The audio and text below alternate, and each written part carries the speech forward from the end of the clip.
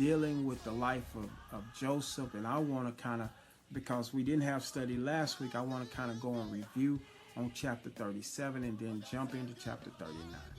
Chapter 37, we see Joseph has favor with God and his father. He's a dreamer. He's able to dream. God has given him the gift of dreams, and he has a series of dreams that he shares with his brothers, and his brothers get upset about it and interpret the dreams as they will be bowing and subservient to him. And because of his relationship to his father and because of those dreams, they got what I call indignant with their brother. They became extremely jealous of him, and they had so much animosity against him that it made the relationship very, very tense and difficult. But he had favor, the Bible says, with his father. In fact, his father made him what we know as a coat of many colors. He made him this great coat, and it was him, because we've said a couple of weeks ago, favor ain't fair. And God will favor whom he favors. And Joseph was certainly gifted, and Joseph was certainly favored by his father and God. And he had a tense, stressful relationship with his brothers, unfortunately.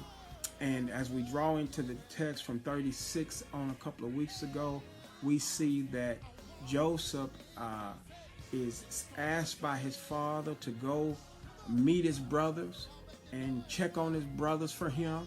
They were out tending the sheep and working with the sheep, and Joseph goes to meet up with his brothers. And the Bible tells us when they saw him a distance off, they had premeditated murder on their mind. They decided that they were going to kill him, and they hatched a plan of how they were going to do it while he was way off in the distance.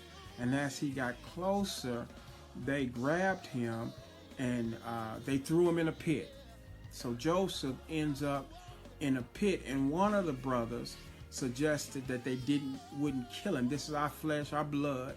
Let's not shed blood against our brother. So they decided to sell him into slavery.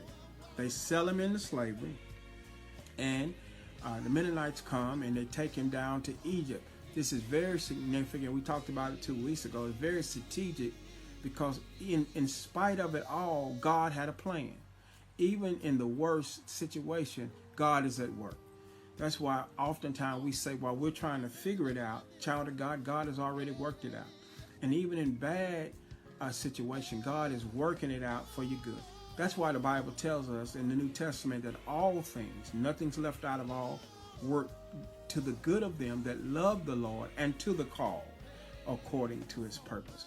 So even if it seems bad, child of God, I come to tell you that God is going to let it work for your good. Amen. So Joseph is in a situation now where he's sold into slavery. He gets to Egypt, and then he's sold to Potiphar, who is a governor. He is a governor of Pharaoh. He's an employee, high-level ranking employee